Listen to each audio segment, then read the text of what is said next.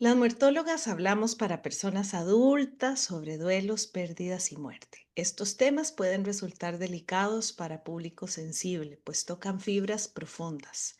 Recomendamos que se tomen un momento para sentir si es algo que hoy particularmente tenés ganas de escuchar y sugerimos discreción al compartir.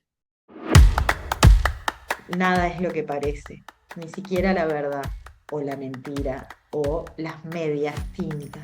Siento que frente a estas situaciones lo más importante debería de ser lo humano. Exclusivamente en el final de vida, ¿qué es la verdad en el final de la vida? En ese límite de la verdad o lo que no quiero saber, también hay dignidad y eso también hay que respetarlo. Y el hombre necesitaba saber eso y necesitaba que se lo dijeran sin demasiada emoción. Y creo que el doctor entendió eso, aunque quizás pareciera muy frío visto de afuera, pero él entendió que el hombre necesitaba en ese momento ser estoico y fuerte para poder enfrentar ese año. Bienvenidas, bienvenidos, mortales, escuchas a nuestro podcast Las Muertólogas. Este es un espacio laboratorio creado especialmente para ensayar la muerte, el duelo y lo que surja en el proceso.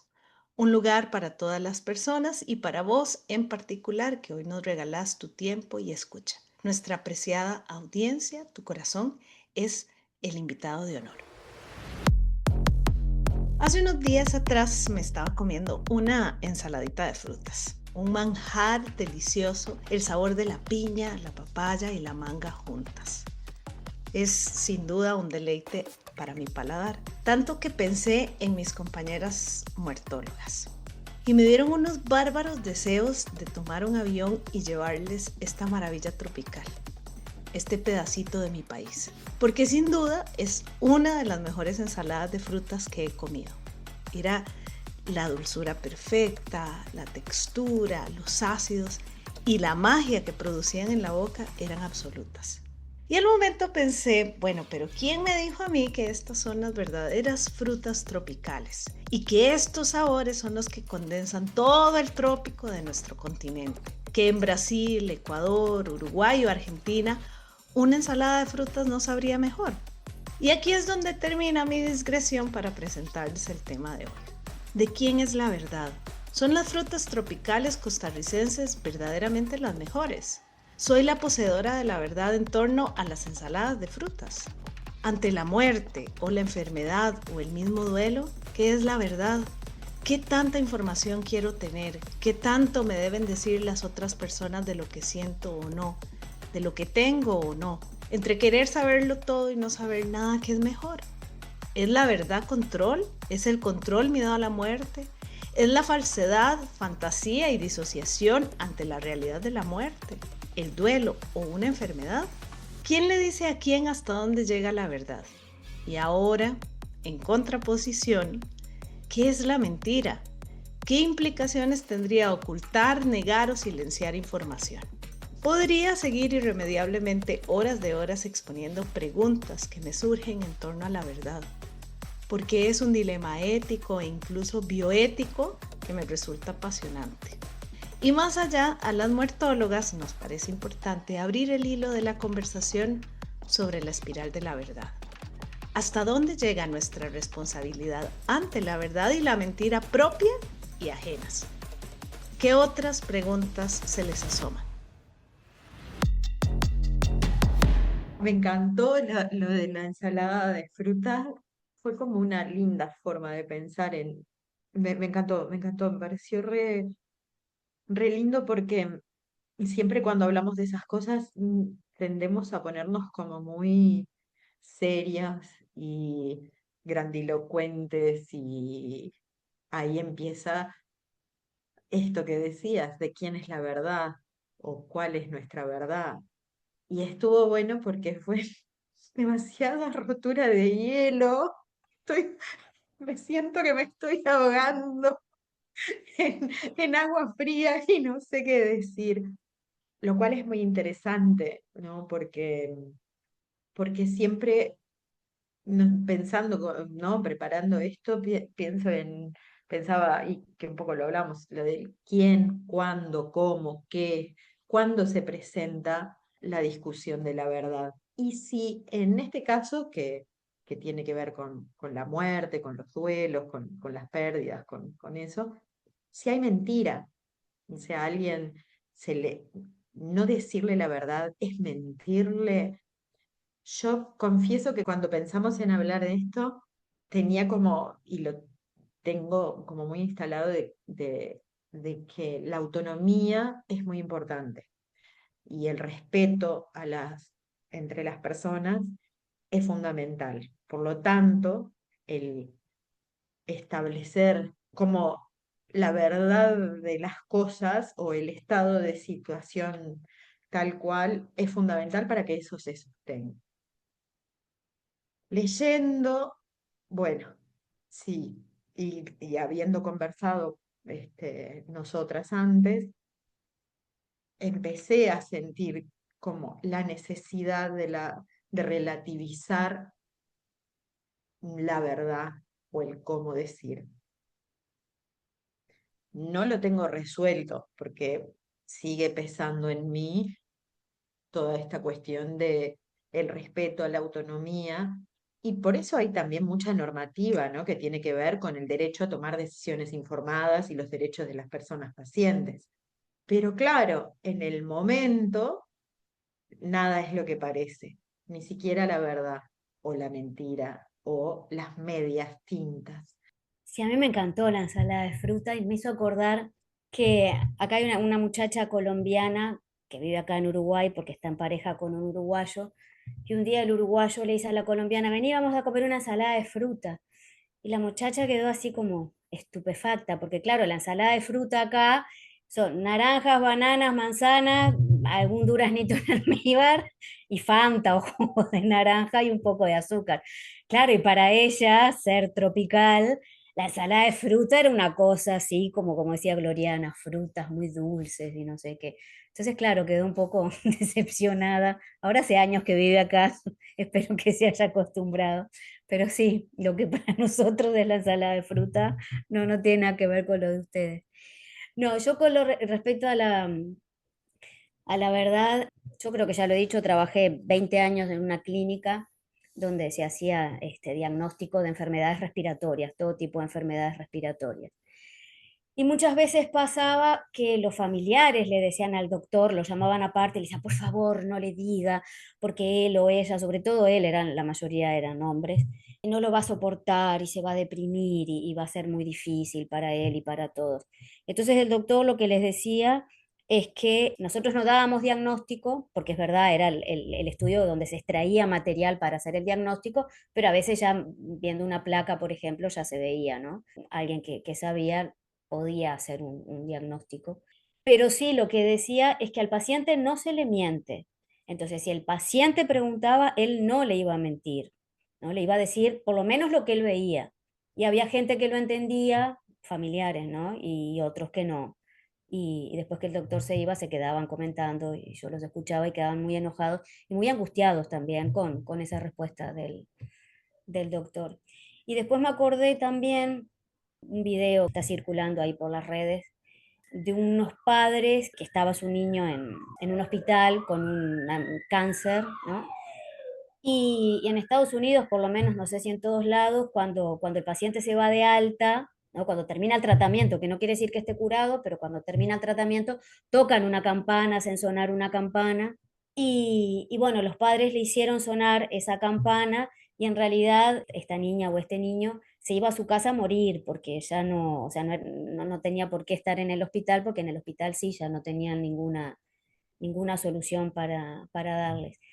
Y se generó una especie de discusión y una enfermera que trabaja en el hospice, en un hospice, ella decía que ahí sí a un niño, ¿no? Sí se le puede mentir, se le puede decir que en realidad terminó su tratamiento porque es verdad, que va a ir a su casa y va a poder estar con su familia porque es verdad, y que del resto no es necesario decirlo, porque después de esos tratamientos que son tan dolorosos y que los niños, digo todos, los adultos también, pero los niños sufren tanto, esa pequeña alegría era como merecida, ¿no? Era algo que realmente no se consideraba una mentira, tampoco era como una mentira blanca.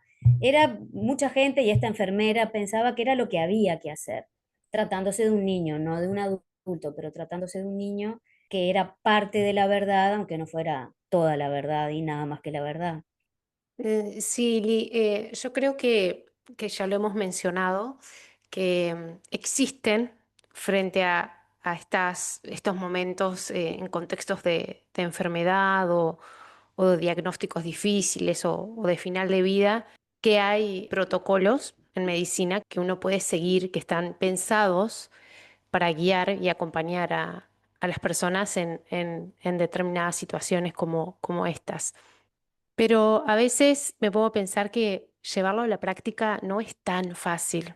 Basta a veces nosotras cuando recordamos alguna situación familiar que hemos pasado y bueno, esos protocolos yo mucho no los he visto. Siento que es difícil en esas situaciones, que a veces incluso la situación no está dada por muchas cosas, porque, no sé, ya sabemos, el contexto, que debería de ser cuidado, por supuesto, no se da tan claro, pero siento que frente a estas situaciones lo más importante debería de ser lo humano, acercarse como lo hablamos la vez anterior, acercarse a la persona, bajar un poco y poder preguntar.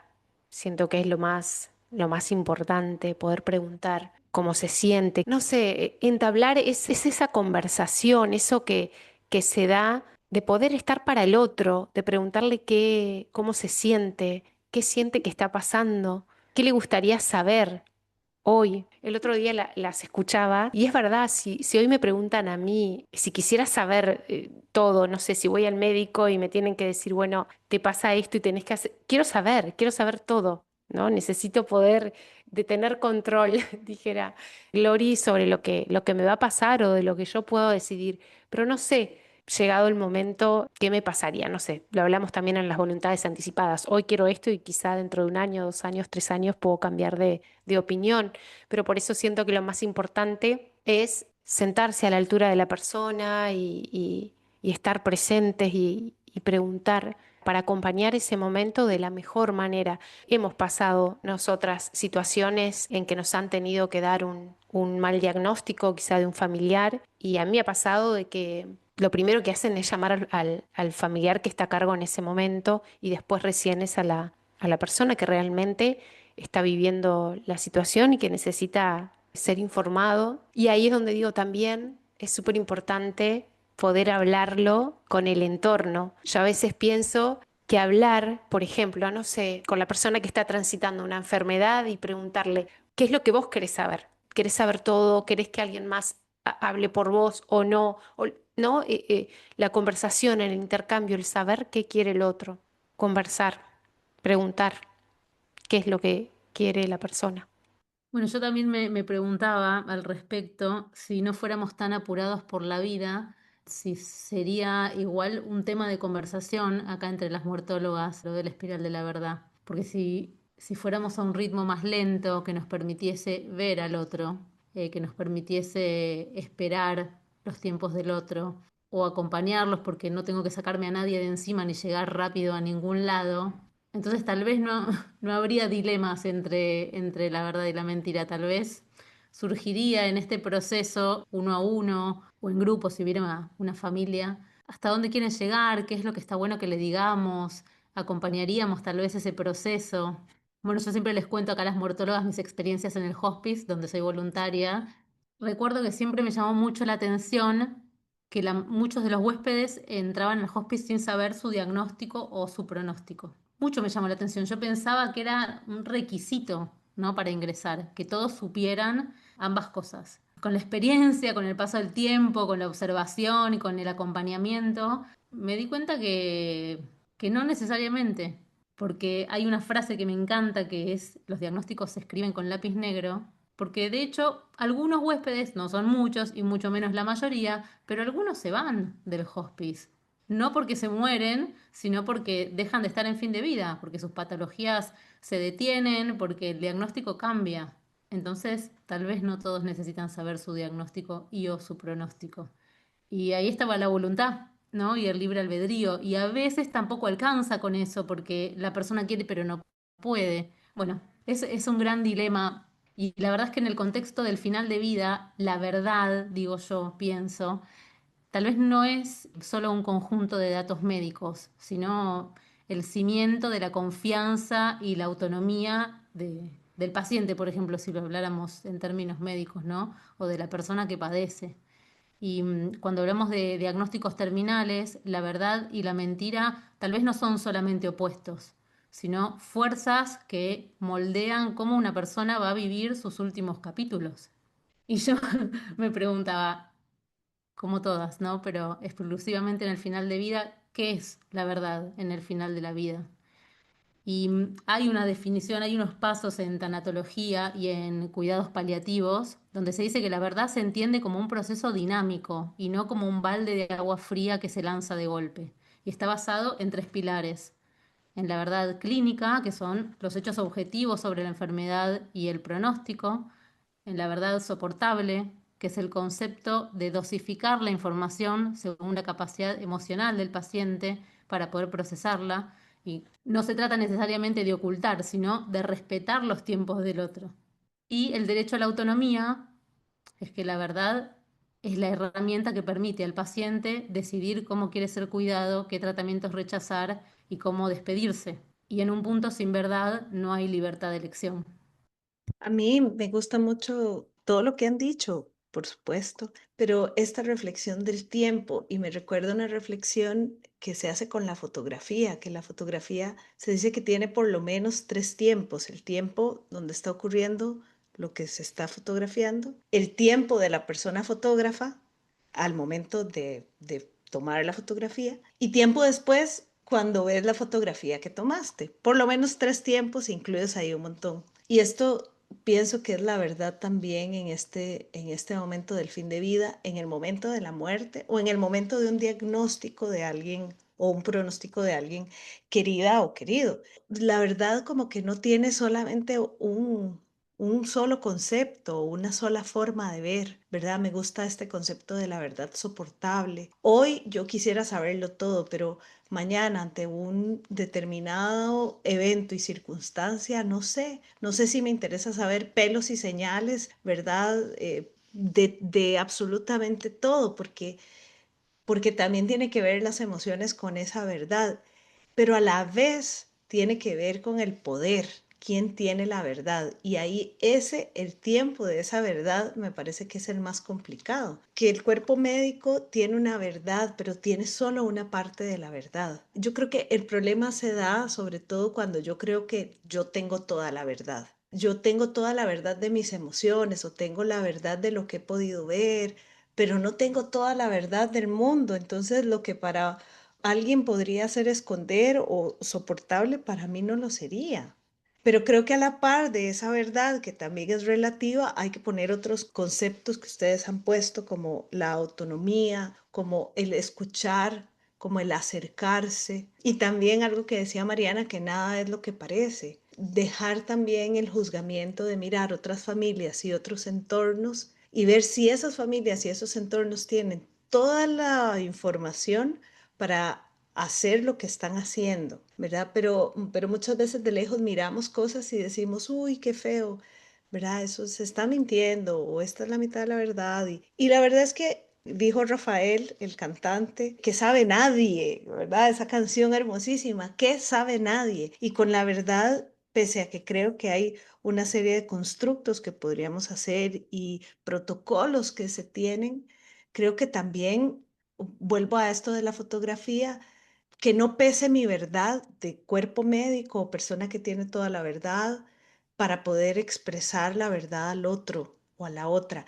Creo que hay que conversar, como decía Daniela, es un tema también de dignidad. A mí me parece que esa palabra es muy bonita, ¿verdad? En ese límite de la verdad o lo que no quiero saber, también hay dignidad y eso también hay que respetarlo. Devolverle el poder a esa persona, o sea, elegir y cambiar, devolverle el poder que siempre tuvo, pero no dejar que los otros elijan, decidan por uno. Acompañar, escuchar. Ahora escuchándolas me vinieron muchas cuestiones a la mente. Para empezar, Por un lado está cuando nace esto como dilema o como preocupación o esta espiral que me pregunto, espiral que va hacia dónde, ¿qué espiralea la espiral? ¿No? Es el acceso a la información, es la dignidad, es el reconocimiento, es el encuentro, pero yo creo que empieza con la educación en la vida, en, en la escucha, en saber esto que decías, devolver el poder. ¿Cómo se quita el poder? ¿Cuándo se quita el poder? Cuando infantilizamos a una persona adulta, cuando le negamos el reconocimiento de persona, de sujeto a una infancia, cuando la persona queda desarmada o desempoderada en una circunstancia como es atender su propia salud. También pienso en la formación de las profesionales y las profesionales de la salud, tanto el cuerpo médico como enfermería o cualquiera que está en un centro hospitalario, cómo tratan a las personas, cómo se dicen las cosas, cuánto se conoce, cuánto se dignifica a una persona y se reconoce para, llegado el momento donde lo que se da es una mala noticia para quien no sabemos, porque eso también me parece que hay como una cuestión de para quién es la mala noticia, al que la da o el que la recibe, porque muchas veces también mucho de qué es lo que se dice o cómo se dice o cuándo se dice sobre el diagnóstico y el pronóstico tiene que ver con la persona que lo dice y cómo se siente con respecto a lo que está diciendo. Mirar a los otros, a la persona que tenemos enfrente, también tiene un componente cultural en términos de que hay diferencias de mucho tipo, de el lugar que nosotros ocupamos en nuestra sociedad y que muchas veces hay colectivos de personas que están mucho más habituados a la muerte por situaciones de violencia, por situaciones de falta de acceso a la salud, que se le tira la información porque ya está acostumbrada. Y hay otras personas que las cuidamos y se les dibuja lo que pasa porque, bueno, es una experiencia complicada. Me preocupa mucho el encuentro en estas circunstancias. No sé si me explico. En el sentido de qué persona tenemos enfrente y cómo nos hablamos y cómo nos escuchamos pensando en que a una familia se le diga el diagnóstico o a una persona el encuentro con el cuerpo médico, o la familia y la persona que que es paciente y que va a recibir alguna información. Que todo termina circulando en no generar malestar, pero no sabemos a qué no queremos y a quién no le queremos generar el malestar. Yo mientras las escuchaba estaba pensando que siempre, valga la redundancia, pensamos en decir las cosas de una manera amorosa, sosteniendo, pero yo también en los años que estuve en la clínica vi gente que le preguntaba a los médicos diagnóstico y pronóstico, y me acuerdo concretamente de un hombre que tenía unos 50 años, que fue con su hermano, y el hombre tenía 5 hijos. Y entonces el doctor le dijo que le quedaba aproximadamente un año, y el hombre necesitaba saber eso y necesitaba que se lo dijeran sin demasiada emoción, porque él tenía que solucionar su vida en un año y la de sus hijos en un año. Y creo que el doctor entendió eso, aunque quizás pareciera muy frío por visto de afuera, pero él entendió que el hombre necesitaba en ese momento ser estoico y fuerte para poder enfrentar ese año, ¿no? Después él tendría, el paciente tendría o no, no sé, yo no lo vi más, tendría sus instancias de vulnerabilidad, eso yo no lo sé.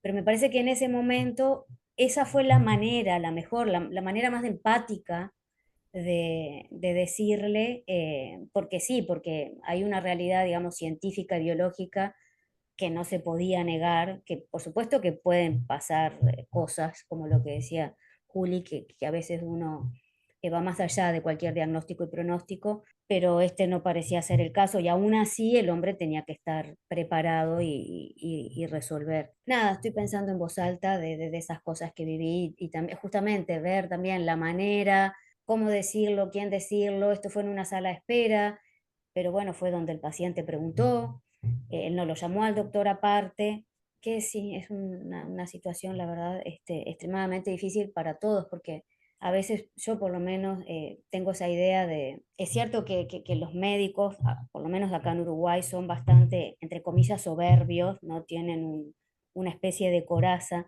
pero también es cierto que por nuestra cultura está depositado todo en ellos.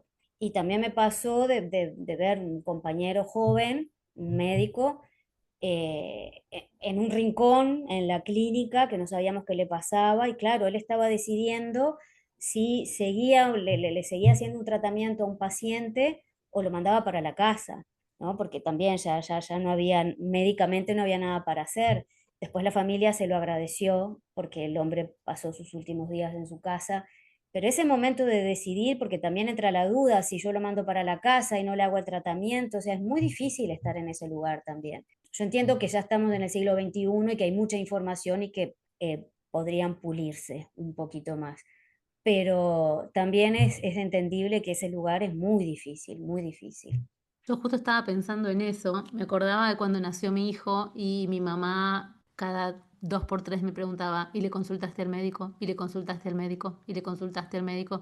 Y yo un día me paré y le dije, escucha más, para mí los médicos no son Dios.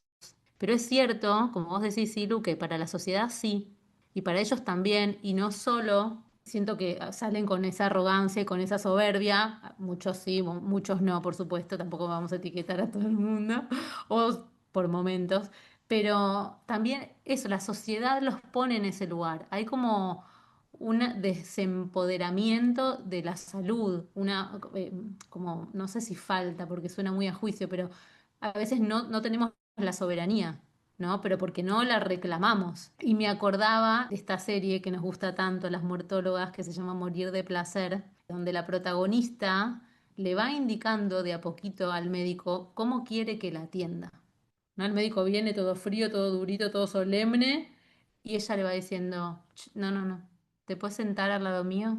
Entonces el médico, con todo el esfuerzo del mundo, se sienta en la camilla. ¿Y me podés sostener la mano? Y el médico la mira, pero finalmente le sostiene la mano. ¿Y me podés mirar a los ojos? Y así todo, ¿no? Y ella va haciendo de ese témpano de hielo el médico humano que estaba ahí, solo que no, muy lejos, que ella necesitaba. Y bueno, y también, digamos, esto es sin emitir ningún tipo de juicio, porque a veces estamos en una situación de vulnerabilidad tal que no podemos hacer eso, pero sí es cierto que es un recurso disponible y que el otro, por más que en el inconsciente colectivo de la sociedad occidental por lo menos, porque de Oriente no conozco, esté puesto en un pedestal divino, el otro en realidad es un ser humano, tan imperfecto y tan vulnerable como nosotros. Y hay una frase que encontré, que no sé quién es, pero debe ser de alguien, pues está entre comillas, que me gusta mucho, que dice que la verdad es un medicamento poderoso que debe ser administrado en la dosis justa, en el momento adecuado y con el vehículo del afecto. Como siempre, esta es una invitación a pensar la verdad y la mentira, a pensarnos en espacios de la vida cotidiana y a pensarnos en espacios de la muerte cotidiana, en espacios del duelo, pensar en el otro, en la otra, en nosotras, en nosotros, pensar en eso que nos duele y a veces en eso que no nos duele.